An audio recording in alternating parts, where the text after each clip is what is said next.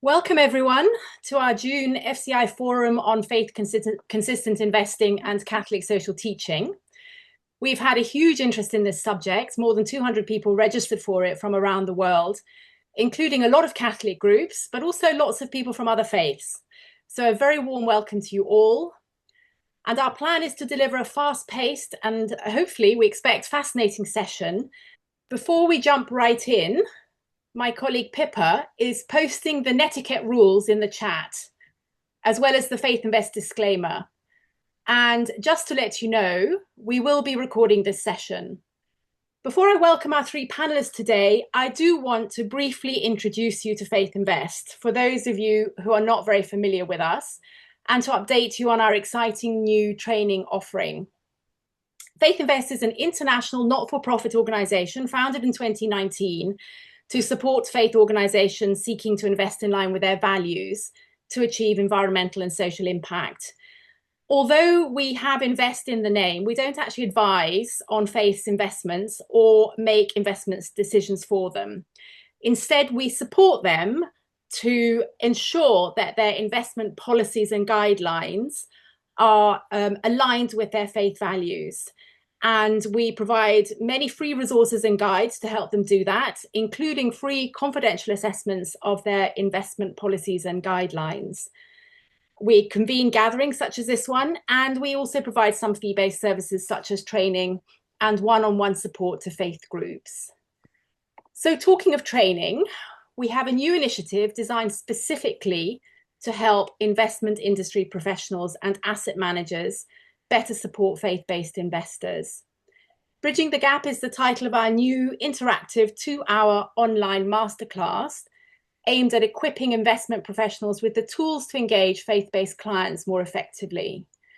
That includes how to strengthen trust and relationships, how to better understand the priorities, values, and decision-making processes of faith-based investors, and how to learn to speak the language of faith-consistent investing. We had planned to roll out the first of the Bridging the Gap masterclasses a few weeks ago, but just as we announced them, the global stock markets blew up.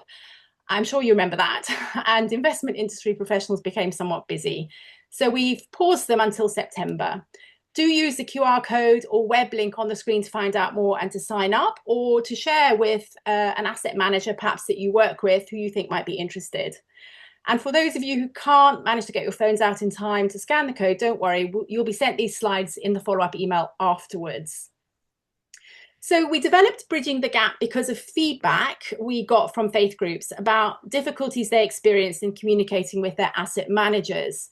And so before we move on to today's discussion, my colleague Pippa is going to post a short poll, which we'd be delighted if you'd fill out, just to give us an idea of the experience of those in the room today. It's totally anonymous and optional, of course. And please do introduce yourselves in the chat and also where you're coming from. It's super interesting. We know we've got people from all around the world.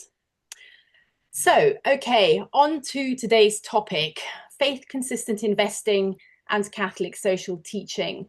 Not everyone here will be very familiar with Catholic social teaching. So while I talk about the topic, here's a slide providing an overview. There's a lot happening in the Catholic investing world right now, and this year is an important year within the Catholic Church. 2025 marks the 10th anniversary of Laudato Si', the landmark global letter issued by Pope Francis to all people of goodwill in 2015. And it's also a Jubilee year in the Church, a time of spiritual renewal and grace celebrated every quarter of a century. And of course, the Catholic Church now has a new Pope, which is another very significant development. These reasons, as well as the rapid pace of developments within the Catholic investing sphere, are why we decided a few months ago to focus on this subject in our June forum. We're going to discuss the latest developments in Catholic investing, the challenges facing all faith-aligned investors, and hear some practical experiences from people who are actually doing it for their organizations. So we're delighted to have three excellent speakers. Jean-Baptiste Franssu, President of the Institute for the Works of Religion, known as Vatican Bank. John O'Shaughnessy, Treasurer and Chief Investment Officer for the Franciscan Sisters of Mary, and also co-founder of the Catholic Impact Investing Collaborative, CIIC. And Petra Vujakovic, impact investments manager for the Missionary Sisters of the Sacred Heart of Jesus, known as the Cabrini Sisters. Pippa is posting their bios in the chat. I'm going to spend a few minutes with each speaker and then we'll get to questions. So please feel free to post your questions in the chat, and we hope to make time to answer as many of them as possible towards the end of the session. If we can't answer them all today, we will endeavour to do so afterwards and post the answers in an upcoming weekly post on our website. So Jean-Baptiste, I'd like to start with you to get a view of the state of faith-consistent investing in Catholic institutions generally. You've been heavily involved in conferences around Mensuram Bonum, the call to action for Catholic investors, published by the Pontifical Academy of Sciences in 2022. From your perspective, where are we now in terms of A, awareness, and B, action when it comes to faith-consistent investing in the Catholic Church? And is it even fair to talk about such as one entity when we know it is made up of so many different entities, each of which is responsible for their own investment policies? Thank you, Susie. And thank you to FaithInvest for, first of all, this initiative, and second, to invited me to express a couple of views. I think one of the most important comment to make is that faith-consistent investment in the Catholic Church has been going on for a long time. Many congregations, particularly women congregations, or very often more women congregation than men congregation, but also dioceses across the world have engaged into faith-consistent investment for a number of years.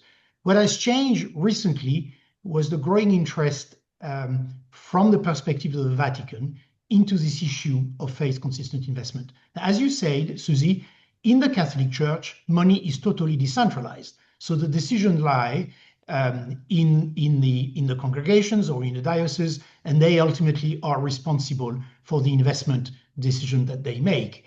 In fact, in the Catholic Church, the only financial links that exist between dioceses and the Vatican is St. Peter's Pence. There is otherwise absolutely no financial relationship, either on a bottom-up or a top-down perspective.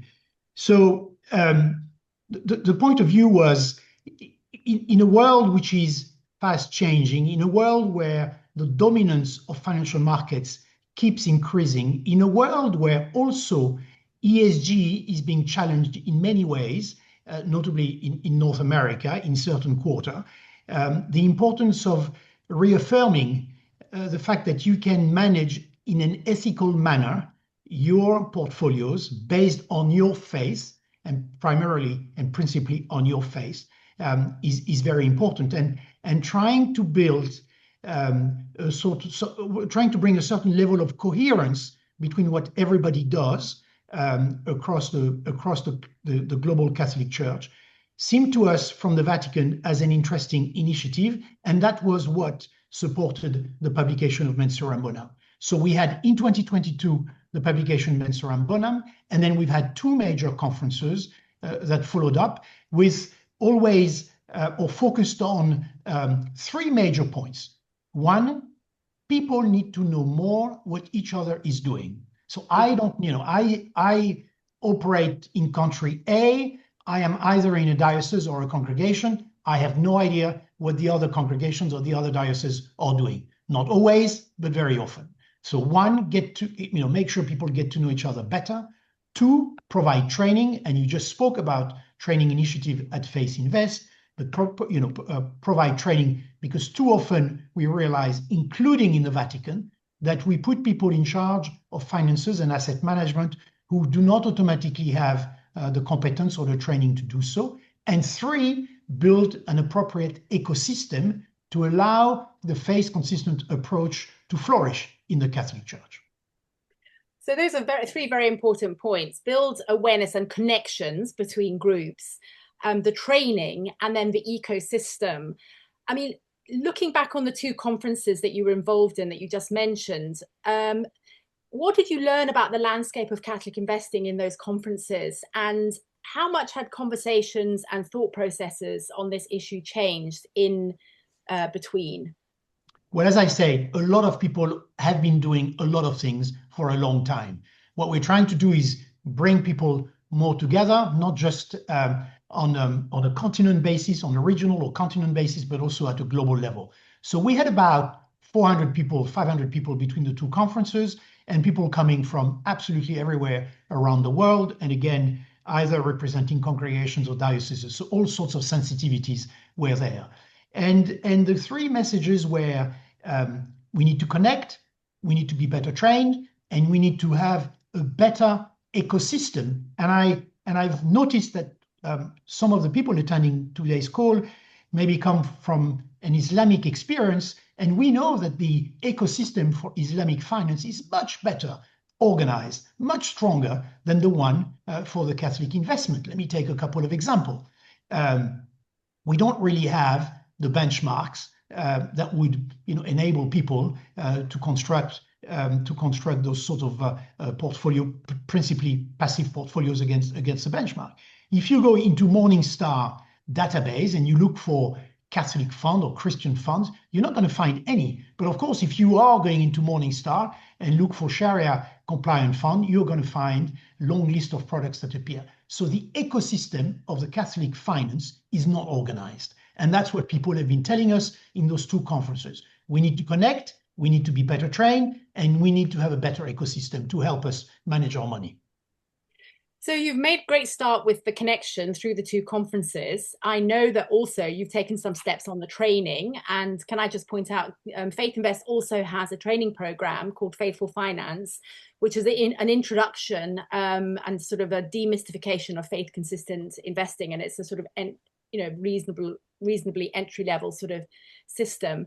Can you tell us a little bit about the training that you launched as a result of Mensura and Bonham, and what were the results? Because it finished earlier this year, didn't it? Well, that's more it's a sort of limited perspective because it's been done in France out of a Catholic college called the Collège des Bernardins, and we've launched an online training program very much inspired by Mensura and Bonham, and we had more than 240 people participating into this training. And again, demonstrating that people are eager, one, to better understand what is the Catholic social teaching. And as you mentioned, with Leon XIV, very much inspired by Leon XIII on Rerum Novarum, it is even more important nowadays to promote the Catholic social teaching. Number one. And number two, even when people have some degree of experience, they want to continuously be better trained in terms of managing their portfolio and, very importantly, in terms of managing their relationship with those institutions to whom they outsource their portfolio. And that's a very important point for them. Now, what we are doing today, as a practical example in Paris on training, we are also keeping in mind that as much as we are focusing on the Catholic world, we know that other religions are also active in this field, what I call religious finance, and we certainly wish to reach out to other denominations and see what is it that we can do together. I always take the same example. One of the key areas that we are trying to bring solutions are proxy voting. What can we do to facilitate, enhance proxy voting for Catholic faith-based investors?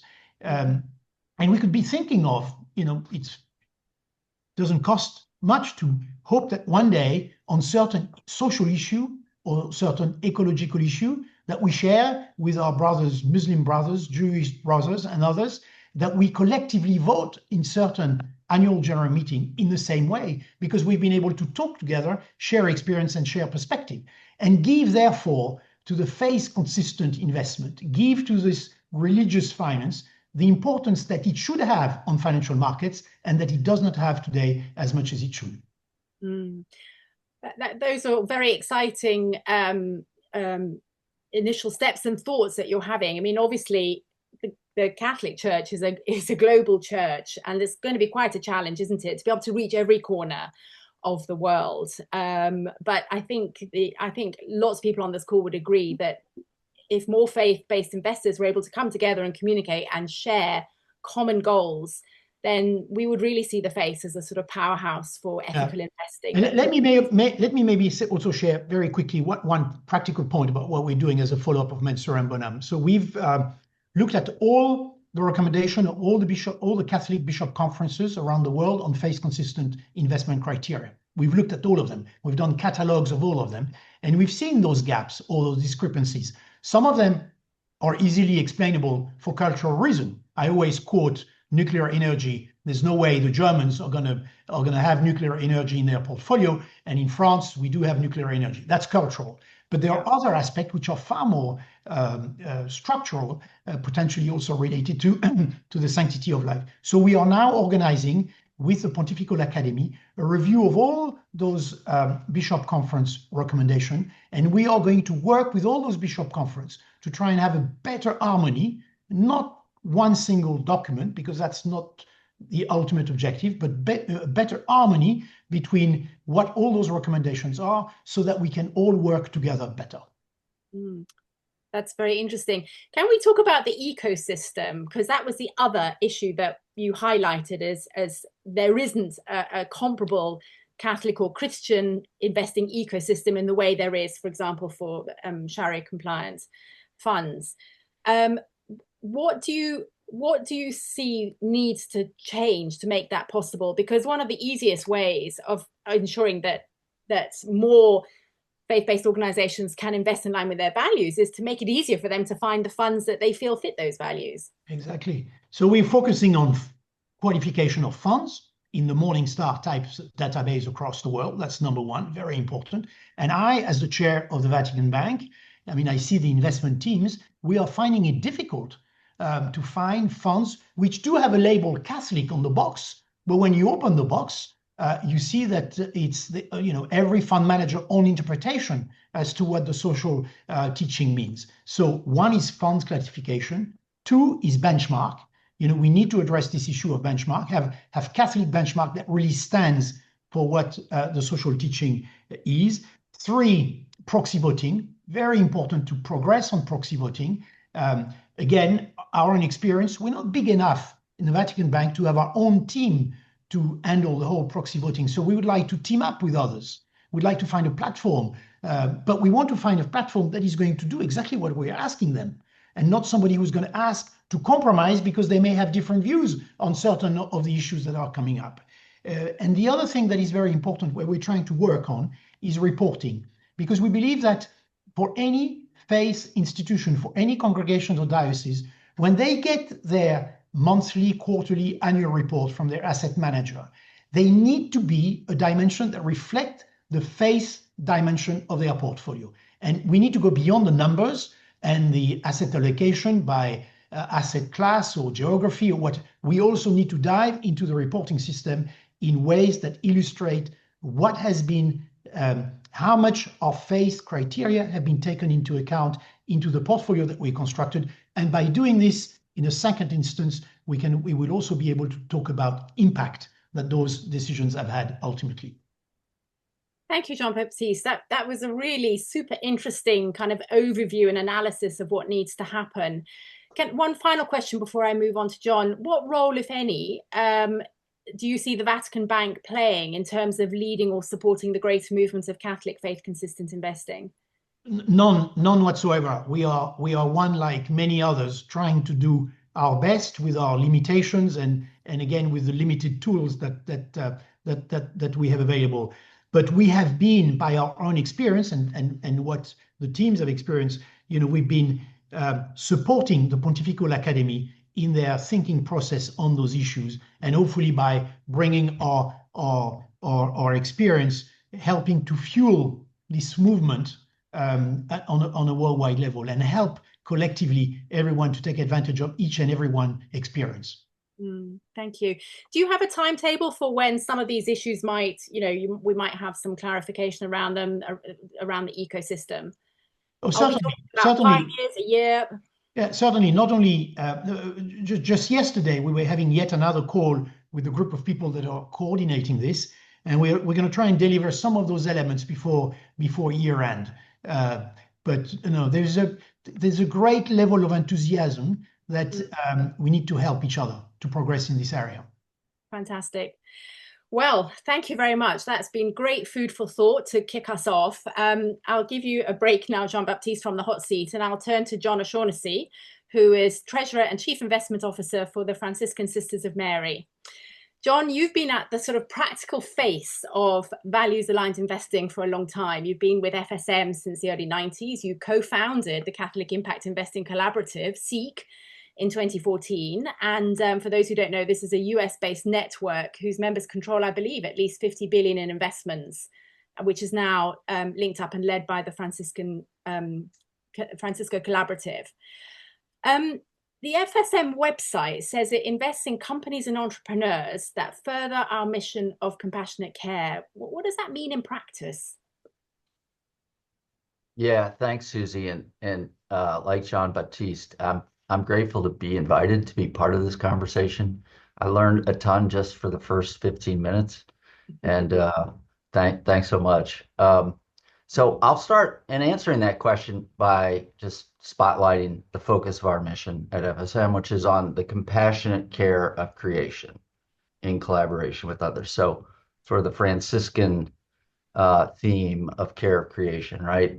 As far as practice goes, like any investor, I'm gonna point to the investment policy statement, what's in there, and the usual stuff, right? The usual stuff that you'd see. Risk tolerance and time horizon and on and on. And that's all key factors. But we spotlight and we frame up a significant factor is mission alignment. And we try to be as concrete as possible with this because I'm a practitioner. I need concrete ways to move forward. Mm-hmm. And so what we do is list by order of preference what we really want. Number one, we want impact investments. All right. And that's where you can measure not just financial return, but social and environmental benefits. You can measure those as well. So that's number one. That's what we really want. Number two, if we can't get that all the time, we're going to want to do positive screening, which is like ESG. And we can do that in ways that also line up with the focus of our mission. And third, and finally, and an absolute is we're going to screen all our portfolios. Negative screens, we do not want to own certain things, and we will not. That's actually 100% across all our portfolios. And so impact, if I talk about just the impact piece, 33% of our overall portfolio is truly impact investments. 13% of the total is a fixed income public portfolio that is true impact. And then over 20% is private impact investment. So when I say private, it's some private equity, more so private credit and private real assets. And in the themes that sort of fall within care of creation, as you think of renewable energy, resource efficiency, conservation forestry, sustainable ag, sustainable transportation, and so on. And so within that, most of those are funds in that 20%.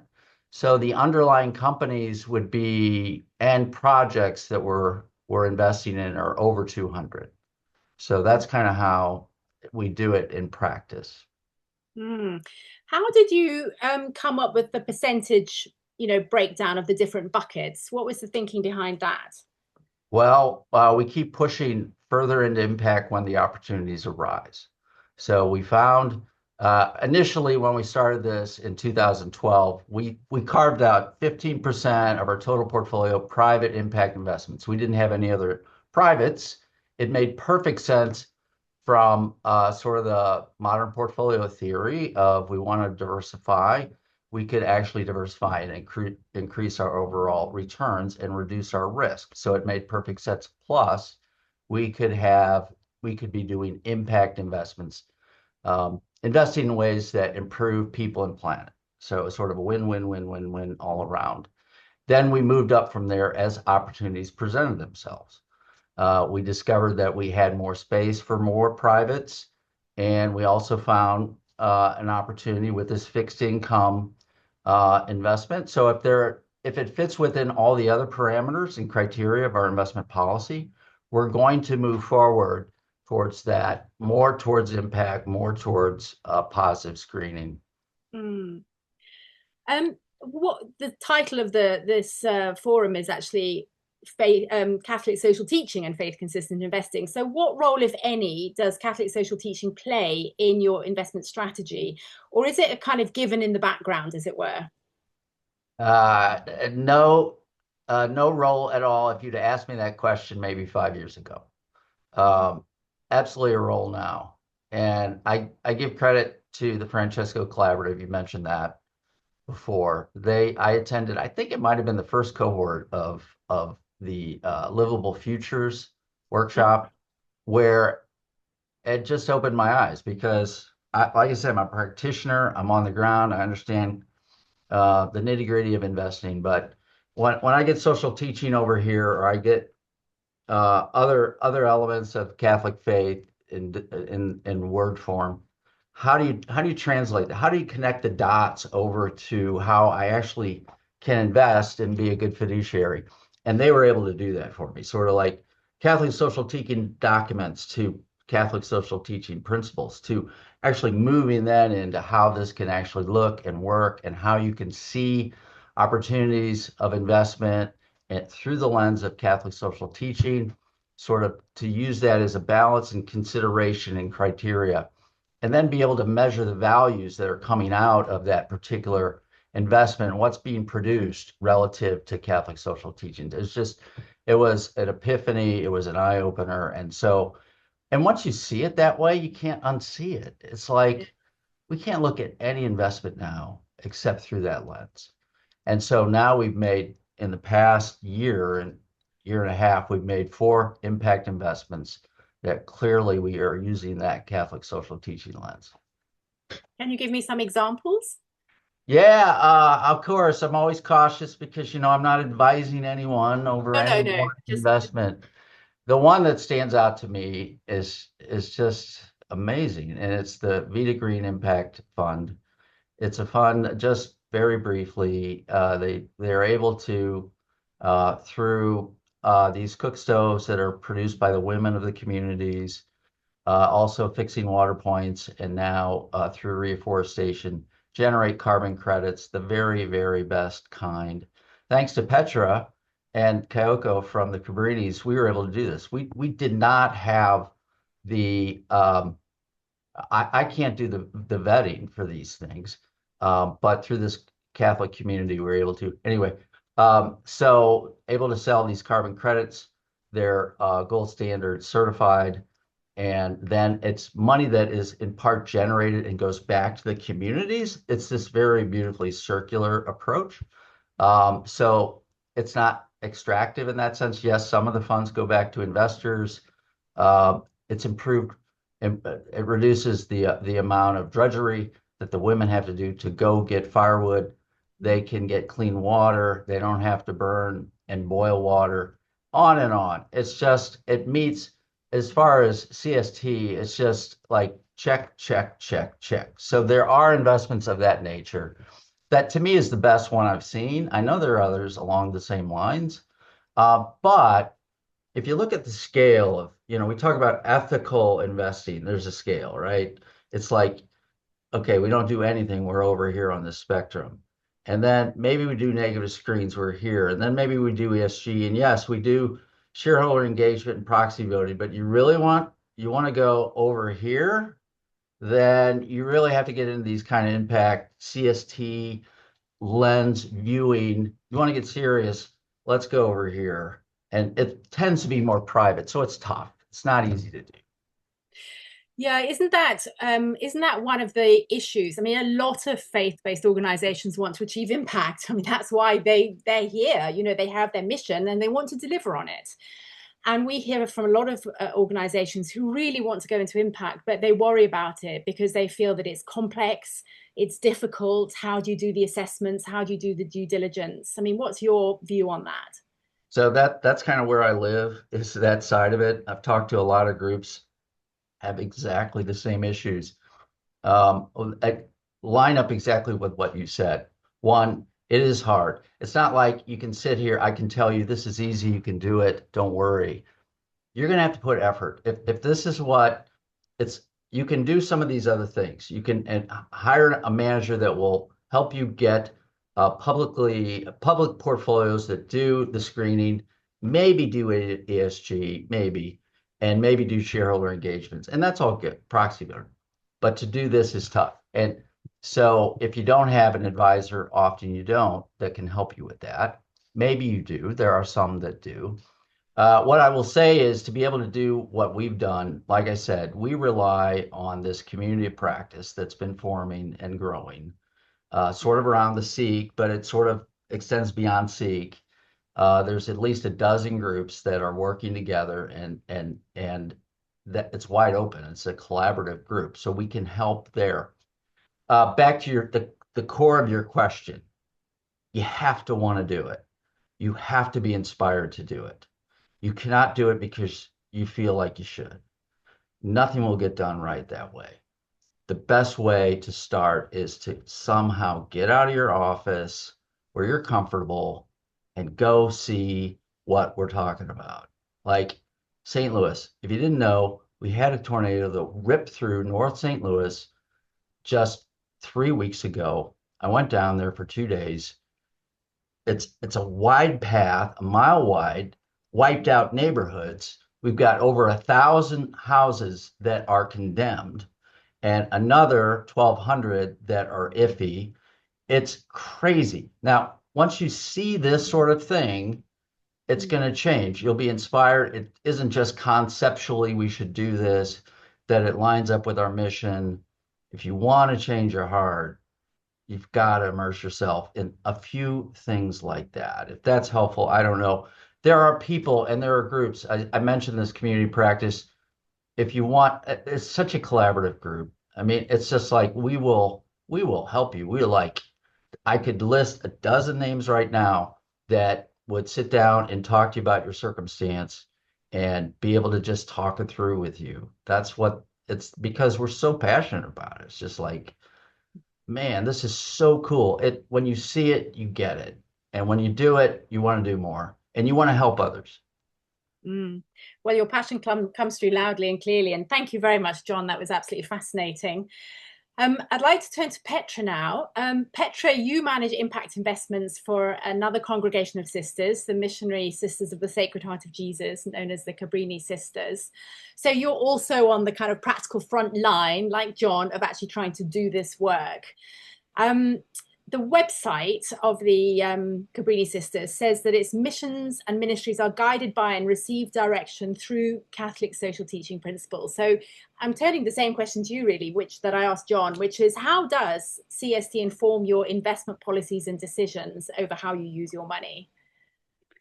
Thank you. I will also take just a moment to thank you for inviting me and thank you for organizing this. I think throughout these conversations, you hear this need to collaborate and to communicate. So forums like this are tremendously helpful. So yes, we broadly, I work in impact investments, and these are similar to what John said, usually the private direct loans, let's say, to organizations or funds. But we do try to apply the lenses throughout the portfolio. Where we started, similarly, is the impact investments, because that seemed more approachable and where if we tackle it, we can have a lot of the ownership. As Jean-Baptiste was saying, in the public portfolio, you can't very easily just go and pick funds.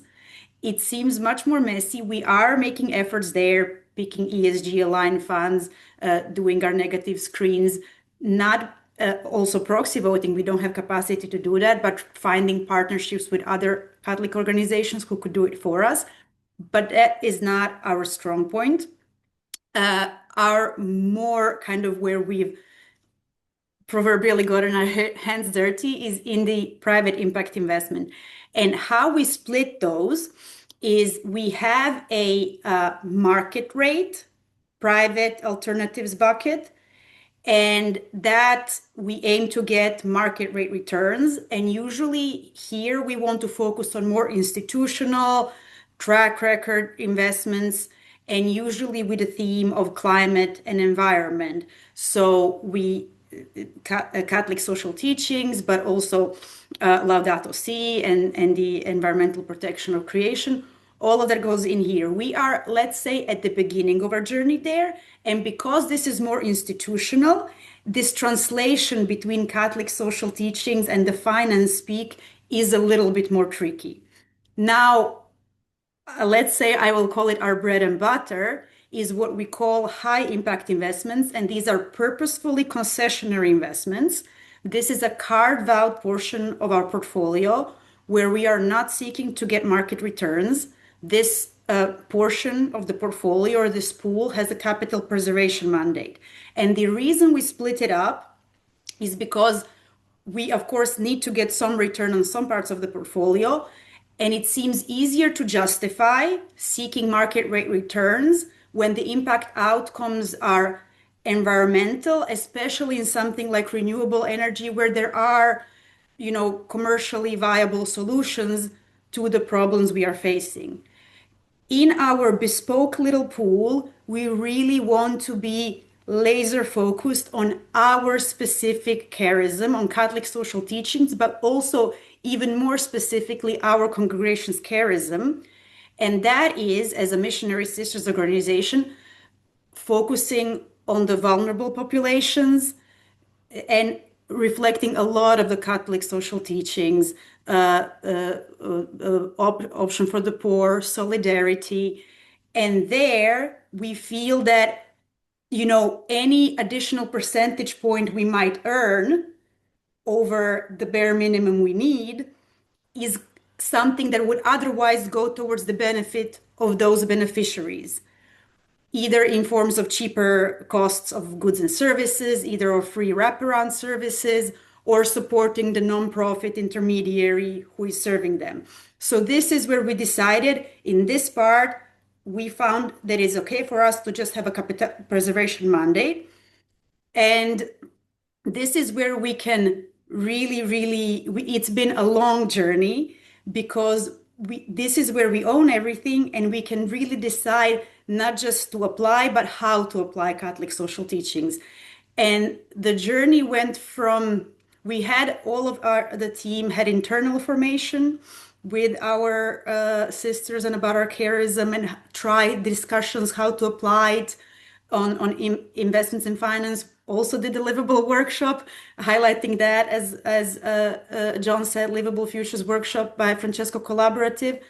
And we went from starting having merely an intuition about what our charism alignment might be, something like, oh, our sisters would love this organization, but not really being able to pinpoint it, to now, 5-6 years later, or 7, we are in the process of developing an actual alignment score where we expect that we really can, which I can't believe that we got to this point, quantify something as seemingly unquantifiable as compassion, because we have the experience and through all the conversation where we learned what are the common traits of the partners that we really feel aligned with, that really understand us and we understand them.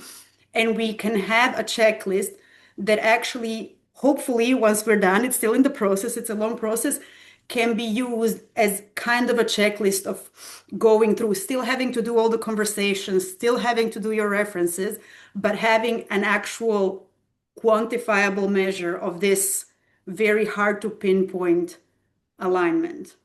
That sounds absolutely fascinating, Petra. And I'm very sure it's the sort of thing that lots of people on the call are listening and thinking, we need one of those as well. Well, we are happy to share our learnings and everything. It is still in process, but we hope, yes, that this will be useful not only to us. Yes, it's a little bit specific to our charism, but I'm sure adjustable. Well, that sounds fantastic. And Catholic organizations' needs. That sounds fantastic. I mean, you've described a process that really, as you said, took time and involved a lot of in-depth reflection and thinking. When it comes to actually finding your impact investments, we heard from John, this is difficult work and it does take your time and energy and you need to be passionate about it. But what have you found? Have you found it easy to find the kind of investments you're seeking? Or is that also quite a an involved process. It's all of it is very involved. It is becoming easy over time, but I think a little bit what with these groups we're trying to achieve is that not everybody has to go through the whole arduous process, and that with some learnings and with some collaboration, you can onboard people quicker. These are very bespoke small investments that are not easy. Some of the organizations don't even have audited statements. Some do, but just assessing is very difficult. Even finding opportunities is difficult. Assessing that their impact is real and positive and that we have trust, but then also that they are financially sustainable enough that they won't be burdened by a loan, but rather be able to pay back when time comes.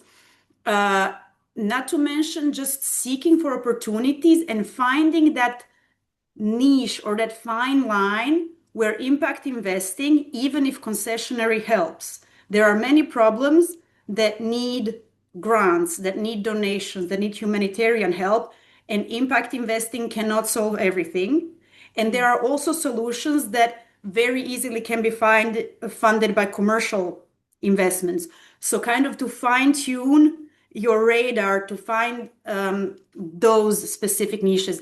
This is also, again, through networks, not just networks of investors, but networks of communities locally. We are not physically present in all of these countries and remote areas we invest in, and we need to get reliable references, have a lot of contacts. And then we did over time in certain niche areas and topics develop a bit of a maybe reputation or connections where we do now have also incoming opportunities coming to us that we only need to assess rather than seeking them out. And we have from time to time, which is even more difficult, so we've done it only once or twice, created opportunities ourselves where we, together with an aligned asset manager or impact manager, created a pilot fund for something very bespoke, refugees in a specific geographic area of a certain country, and try to see whether that works and what is going to happen. But with those things, you again have to have a very reliable partner. You're trying to create economic opportunities for Sudanese refugees in Uganda. You don't want to accidentally, while having very, good ideas, harm the community or burden them or have an improper solution. So having the local partner that you trust is very important. Partnerships and sharing of knowledge is... Well, I mean, that's come through loudly and clearly actually from the beginning, hasn't it? Right from Jean-Baptiste saying we need to, build networks, build communities and get to know each other and learn from each other. I'm anxious to make some time for some questions. So I'm going to ask you one final question, and then I'm going to ask both John and Jean-Baptiste to maybe address this question as well. We hear from a lot of faith-based organizations that they feel torn between the need to generate returns, market rate returns, to fund their activities, pay for their staff, retire their nuns or their priests, and the desire to invest in line with their value to achieve real impact. So how should they address that? And is this a real dilemma? Can we have both, or is that just a pipe dream?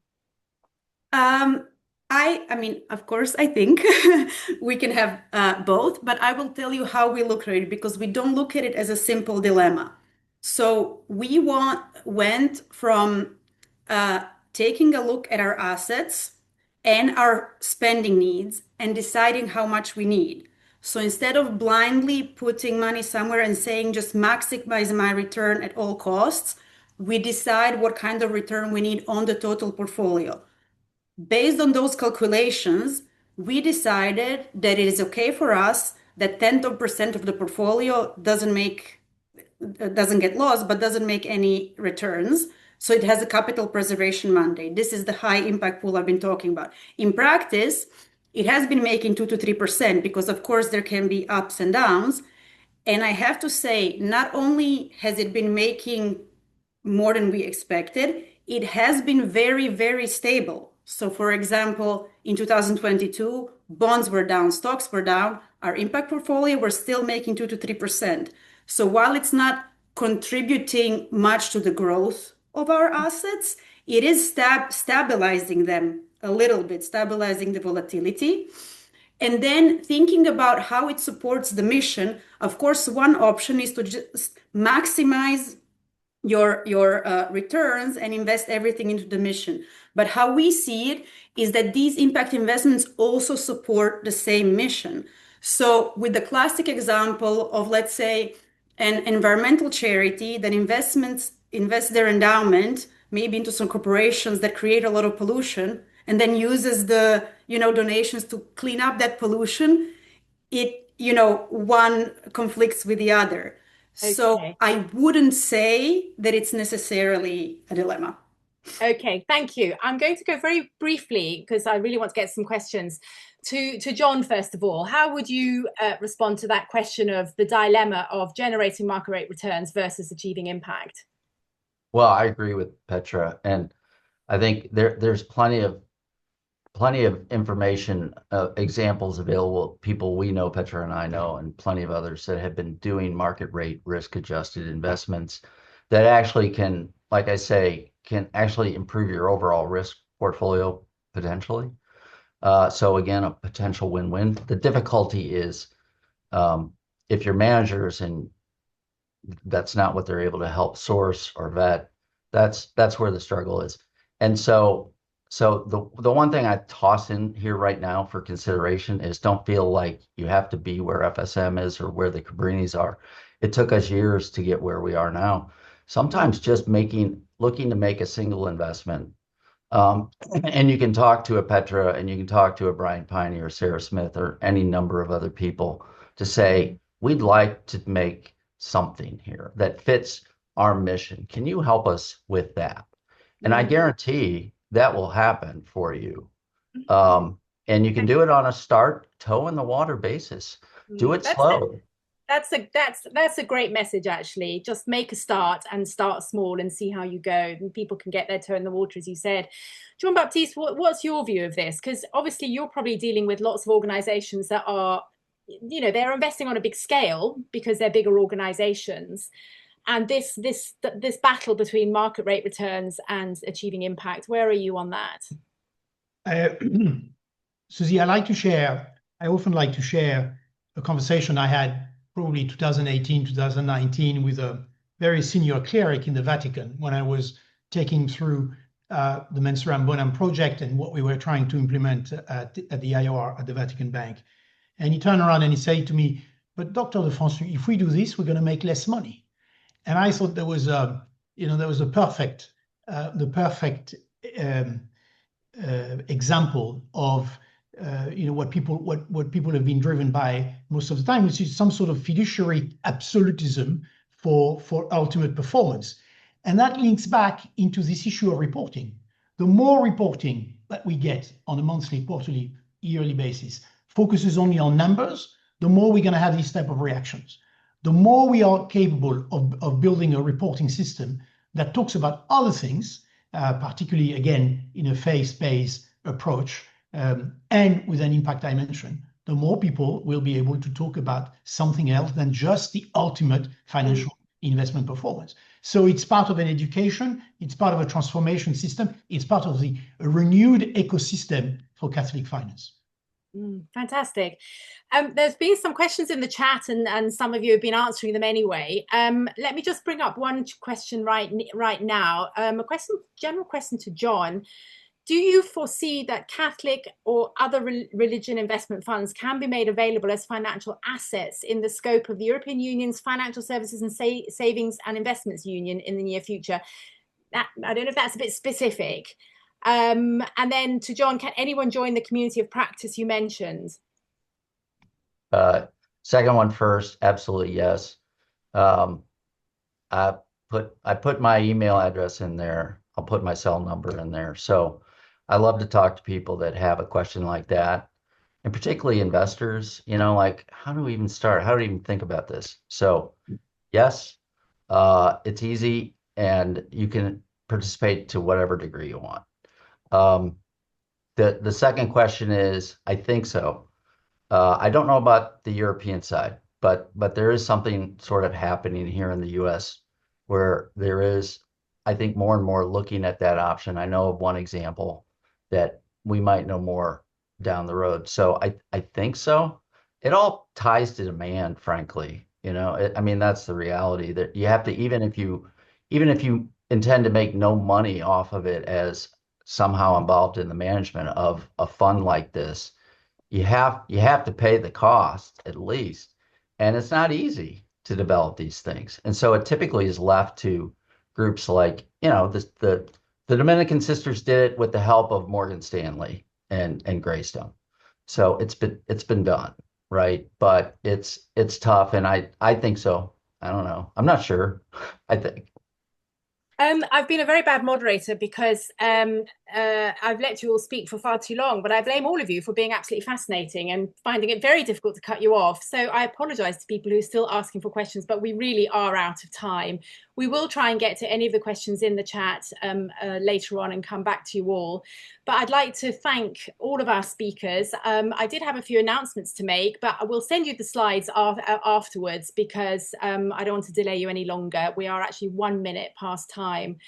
So welcome to everyone who joined us. Thank you for your comments. And in particular, thanks to our 3 speakers. I think that's been an absolutely fascinating and really useful chat. Thank you all and goodbye. Thank you. Bye-bye. Thank you. Bye-bye.